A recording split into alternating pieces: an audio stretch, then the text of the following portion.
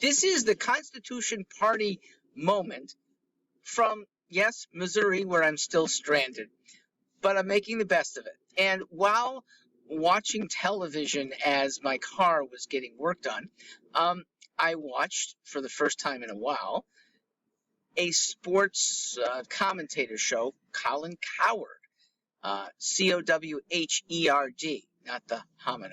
And Colin, good guy, good commentator. He calls himself, or his show anyway, The Herd, Herd.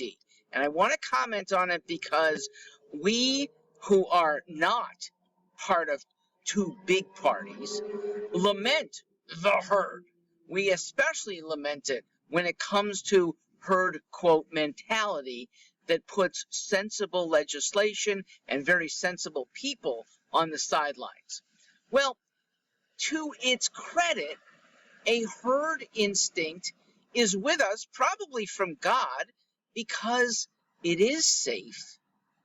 It is safe to not be an outlier on things that are physically dangerous to us, things that deserve to be part of a group lest we get hurt. And yes, they are popular too, so there's a social aspect to the herd, that if I do this, I'm with other people. If I do this, it will save my job, so I don't want to speak out against the herd. So acting like a herd is not so bad.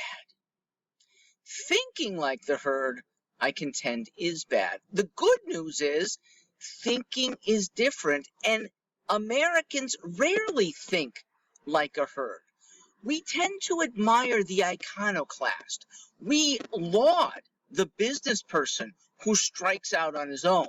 We tend to admire the person standing up at a community meeting for something that's outside the box. In fact, that phrase, outside the box, is usually reverential. We Americans, fortunately, there's tolerance for that. We're not jailed for speaking out. And nonconformity does have thoughtful, anyway, rewards. Now, that's different from many Western countries, okay? Germans, the herd is a big deal, and the standout is often not physically, but ostracized, politically punished. Certainly not in China, not in Japan, where the salaryman who does the thing that's expected of him is the admired one. In America, because being part of the herd means you often have to lie, you're rarely true to yourself, we don't admire that. And fortunately, in America, not following actually is politically attractive. I will get to that in a different video, but I will try to answer, why do third parties only get single-digit numbers in most votes? Okay? We're not part of the herd. The herd's gone 92% elsewhere.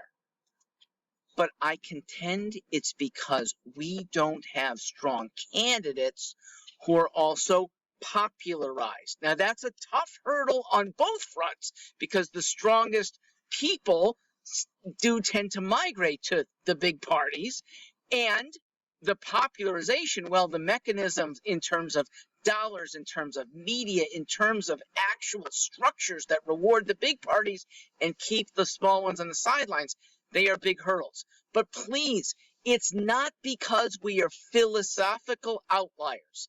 And please stay true to a philosophy that is good, even when the herd doesn't yet agree. I'm Mark Stewart.